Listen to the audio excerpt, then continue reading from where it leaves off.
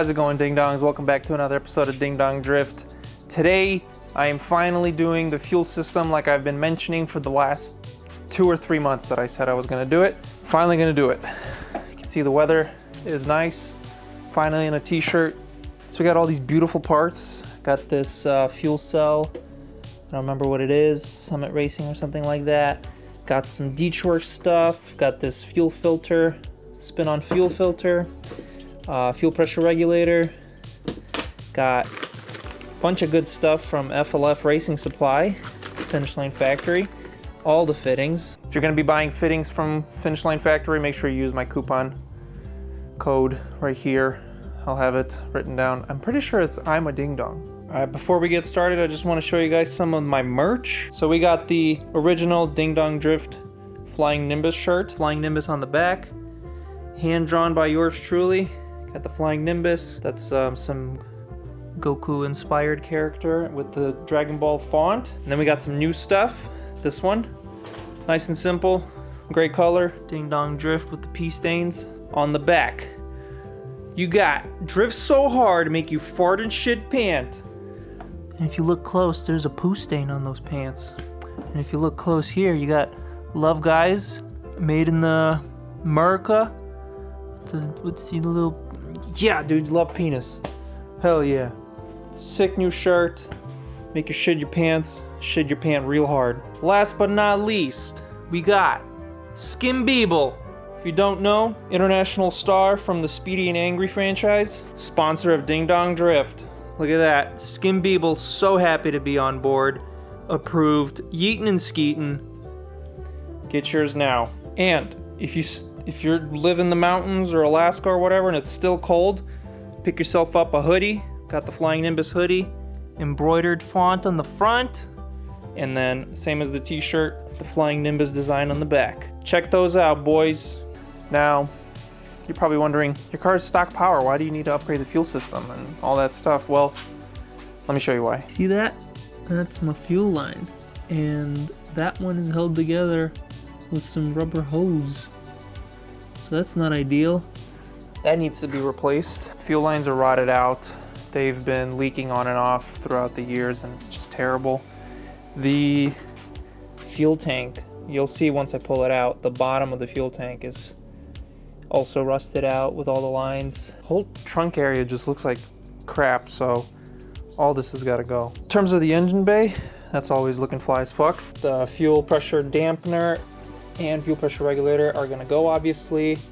I'm keeping the fuel lines in the injectors because they're totally fine for stock power right now, and I'm probably never going to change the fuel injectors or the fuel rails because they're sick and they're billet. Let's get started. First, I'm gonna try to drain most of the fuel.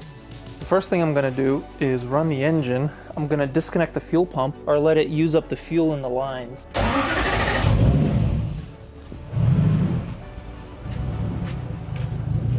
So disconnecting fuel pump. Fuel pump is disconnected. I'm just gonna watch the lambda as it gets more lean. There it goes. It's getting lean, and turn it off. For now, there shouldn't be any more fuel in the lines. Well, there's still gonna be fuel, but a little bit of fuel still. And there's the fuel pressure dampener. Now I can stick this in a can and drain the rest of the fuel out of the tank.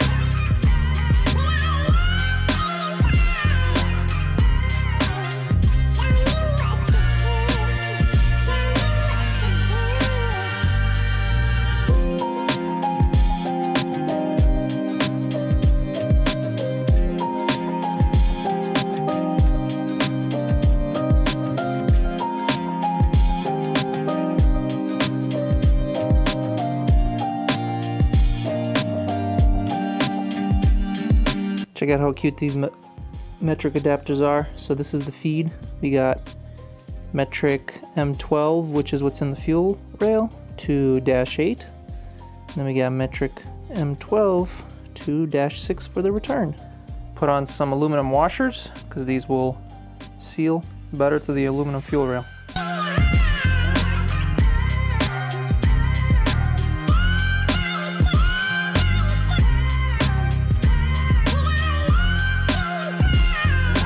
Dude, it's getting dark outside. It's been hours and this is still dripping fuel. How is there so much gas in there, even after draining it?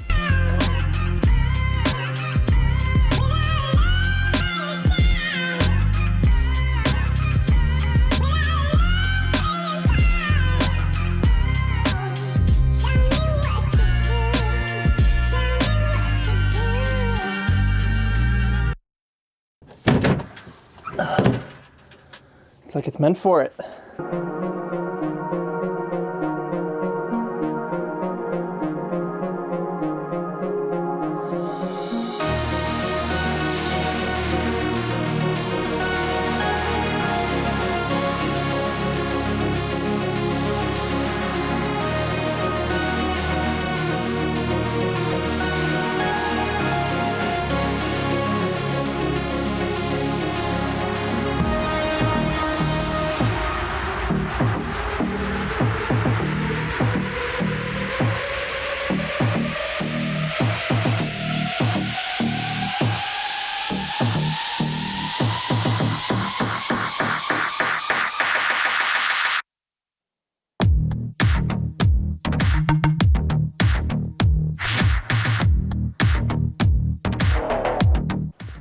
All right, it's a new day. Now that everything is removed, everything old is removed, all the old fuel lines, everything's gone. Fuel tank. I still have to remove those little cuppy things. I don't know what they're, the little flange thingies. Those got to be removed. And then I got to cut the rest of the tub out. I'm gonna cut it all the way to these frame rails. And then I got to relocate the brake line, but all that's gone. Now we can move on to mounting everything. Also, this came in. It's a linear float. So instead of it having this, dangly arm that takes up a bunch of room in the tank, because I removed it from here because I filled it with foam, now all I have to do is cut out this much foam, and that guy will go right in there, same bolt pattern, and it will be a linear float that doesn't take up a bunch of room. So you see I have the AN fittings already put on. These will need to have PTFE lines made, but I just want to see how they're going to be facing and all that. So this one's going to go underneath the intake here, and then the fuel pressure regulator comes with this little nice bracket. I'm going to add another hole for it because I like things to have multiple points of contact, because if this loosens up, it's just going to start moving around and stuff. And the fuel pressure regulator is going to go right here like this. You see the fuel line comes in through the bottom, and it's straight shot under the intake, nice and simple. And then the return is going to go straight back. And I think I need to order a 120 of this. So I have a 90 here right now, and I don't like how it's like that. So I'm going to order a 120 so that it goes more straight a little bit, because this is like, if I mount the fuel pressure regulator here, this is kind of in the way of it. I don't like that. My OCD is telling me to fix it.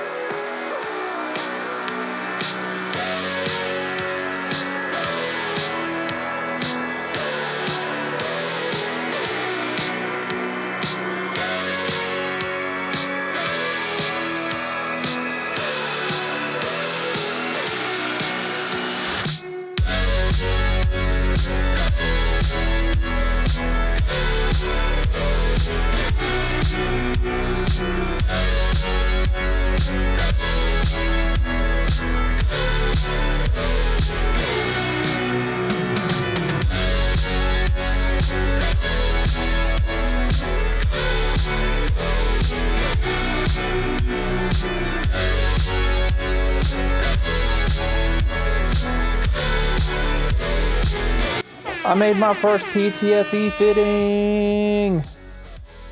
Thanks to David at FLF Racing Supply. He walked me through it. It's actually pretty simple, so let me show you how I did it. And then David recommended me these from Harbor Freight. These are meant, it's either Pittsburgh cable cutters. So these are meant for like giant wires and stuff, cables, but you can use them for this. But what he recommended was to lubricate the head with like WD-40 and then tighten the screw, move it around, tighten the screw, move it around, because you want this gap to be as tight as possible so you get a nice clean cut. And then we put it in here. You want to make sure it's pretty straight in there. Get it tight, and then you want to cut quickly. There we go. When you cut quickly, it doesn't fray as much. See that? Nice clean cut. Yes, it's squished, but let me show you a little trick. Take your PTFE fitting and you take it apart. Don't lose the ferrule in there. That's the ferrule, that's what crimps inside. Take the collar, put it on the hose with the threads facing the outside. And then we take this, which is the other end, and then we can use it to open up the hose. There we go. It's in there, nice and circular.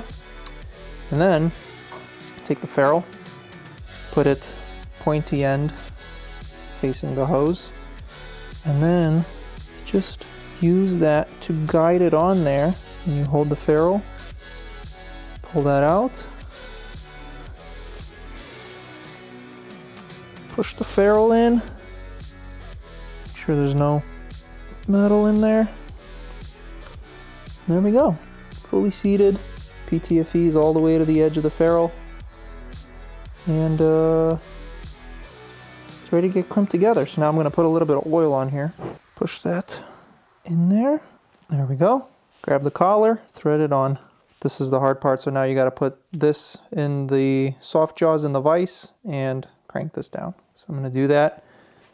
My vise is all the way over there, so I'm just going to do it off camera. And there we go. Kind of damaged this one because the wrench slipped, but there's my first PTFE line made. Let's go install it. So I don't have any way of testing if it's going to leak or not. We're going to find out once everything is assembled and pressurized.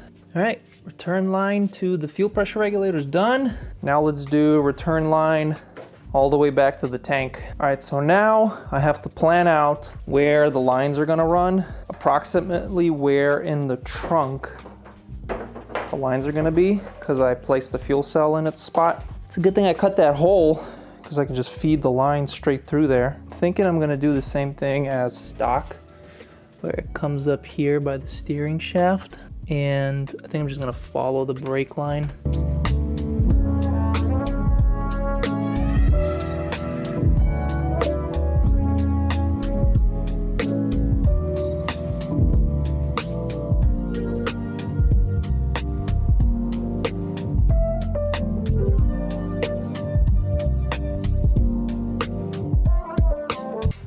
If you're doing this install on your SC, out of 20 feet, have 3 feet left.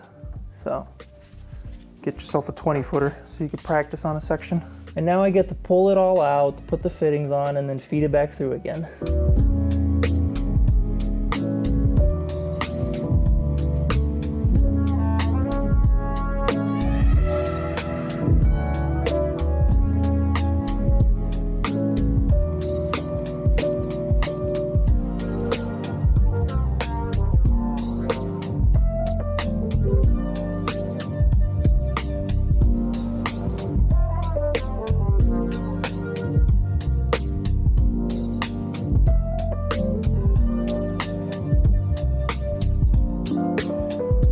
All right, boys, the whole return system is done.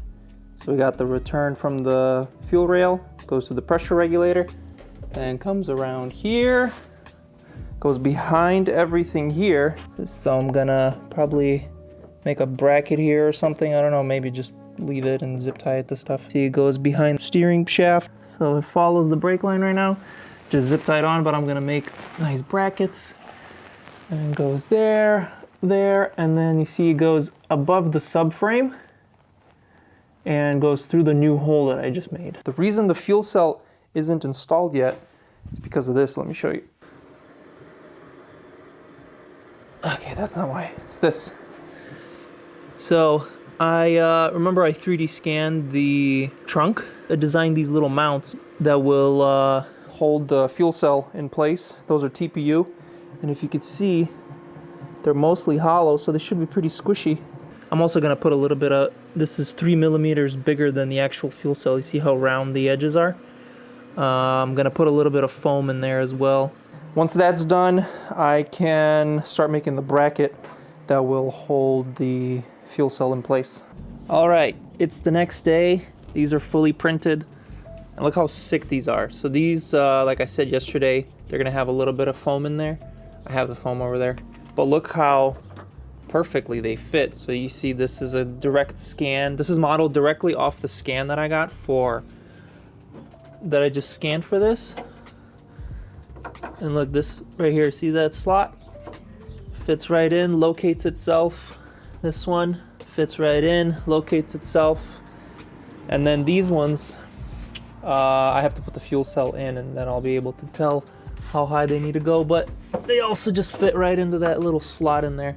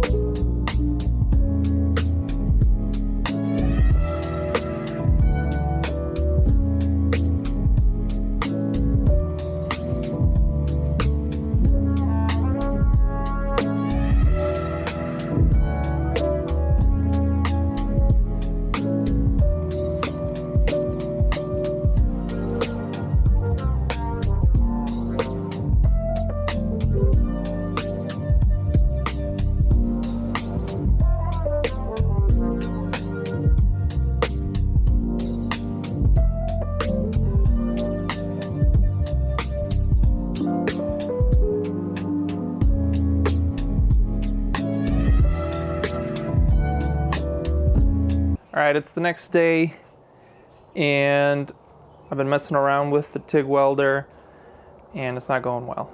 TIG welder is pretty basic. This is mostly meant to be a MIG and plasma cutting machine. So the TIG welding is, if you know, it's touch start. So you like touch it down and then or lift start. And then when you lift it up, it starts to weld, or that starts the arc. And literally every time I touch it, it sticks too hard to the piece, and then that just ruins the tip, and then the arc is just like huge, and it doesn't penetrate at all because the arc is like spread out because the tip is gone. So lift TIG doesn't make any sense to me. So I'm not gonna TIG weld it. I'm not gonna learn to TIG weld on this machine. I'm gonna have to get a different machine to learn to TIG weld. So I'm just gonna flex core like I usually do. It's not gonna be as pretty, but I need to get this done. It's Thursday and I wanna go to a car meet on Saturday.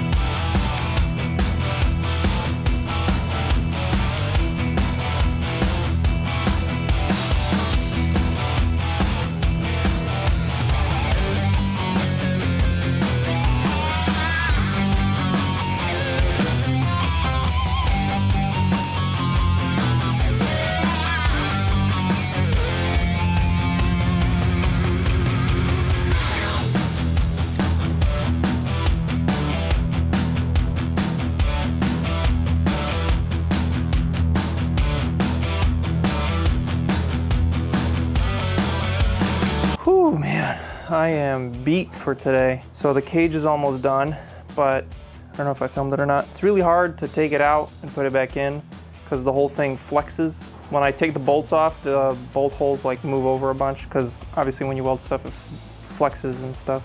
I banged up the fuel cell so bad. It's so ugly now. I should have like taped the whole thing up, but. All right, boys, it's the next day. I didn't film anything because I'm tired of welding, but everything's done. It looks terrible because my breaker keeps popping because it's 85 degrees today and I'm guessing the heat is just, I don't know, fucking with it. But especially there, like, that's like 10 breakers right there, and then there it's even more. It's just so bad. So grinder and paint makes me the welder I ain't. And then there's a bar on the bottom I'm not going to show you because I'm too lazy to bend over. Unlike your mom. But yeah, and then the bar across. So hopefully it's all rigid now. Well, I actually tested it. I took the bolts out and the bolt holes didn't move at all. It's really hard to get it off and really hard to put it back on. Is that what she said?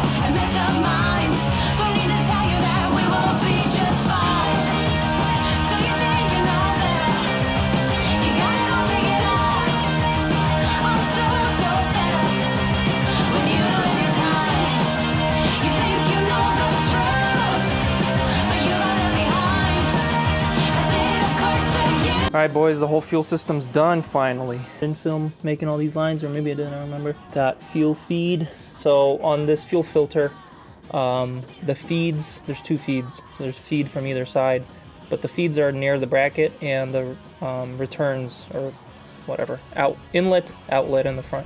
3D printed this out of carbon fiber reinforced nylon. This stuff is completely resistant to all fluids, basically. That's a cap for now. I am making a filler neck for that eventually. So right now what I'm gonna do is check all the fittings, make sure everything is completely tight.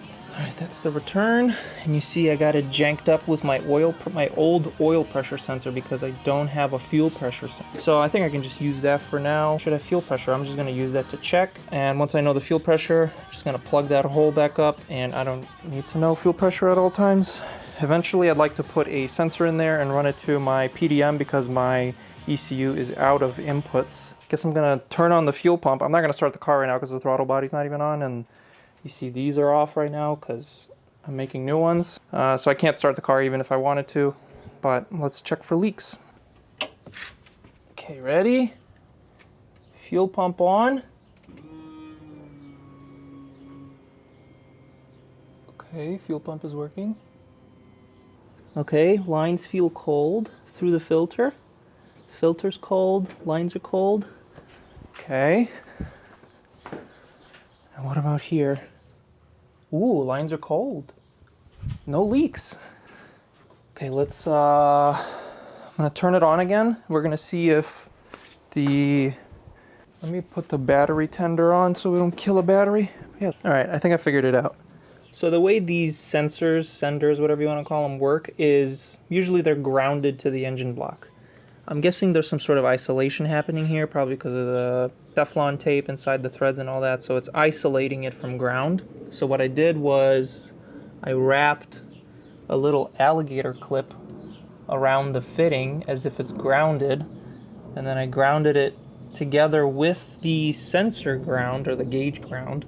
So you can see already it's reading above 0 instead of just 0, so I think it's gonna work now, so let's try it. All right, here we go. I'm gonna turn the fuel pump on again.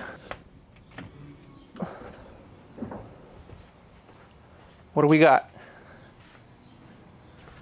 100 PSI. God damn. Once everything else is done, I will start the car and we'll actually set the fuel pressure. But that's gonna be it for this video. That's gonna wrap up this video, ding dongs. Thank you so much for watching. I'm sorry it took so long to release this video, but as you saw, it was a ton of work.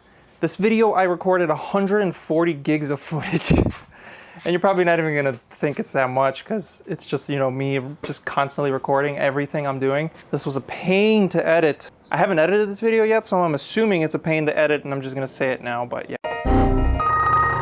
Yeah, it's terrible. Also, I didn't paint the trunk because, yeah, I don't know. I think I'm just gonna do it once I do the wide body and cut and do the tube frame and all that. I think that will be a better time to paint it, because then when I do that, I'm just gonna ruin the paint again. So for now, that will be good. Make sure you check out Finish Line Factory for all their fittings, or FLF Racing Supply they call themselves now. Make sure you check out the merch. I'm not wearing it right now, but sick merch is up on the site. Yeah, I got a lot more videos coming as well. You saw the block off plates I'm making. I'm making a fuel filler for the fuel cell. Yeah, a bunch of stuff happening, so make sure you subscribe. You don't miss any of those videos because they're gonna be sweet. And then, of course, the wide body. It's fully printed now. That is coming very soon.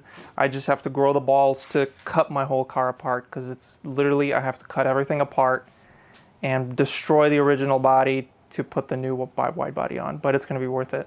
Also, I need to buy giant spacers that are like $500, and I don't wanna do it. Let me know what you think of the fuel system. I think it's pretty sweet. Still needs some tidying up to do, but overall it's finished and it's working and it doesn't leak.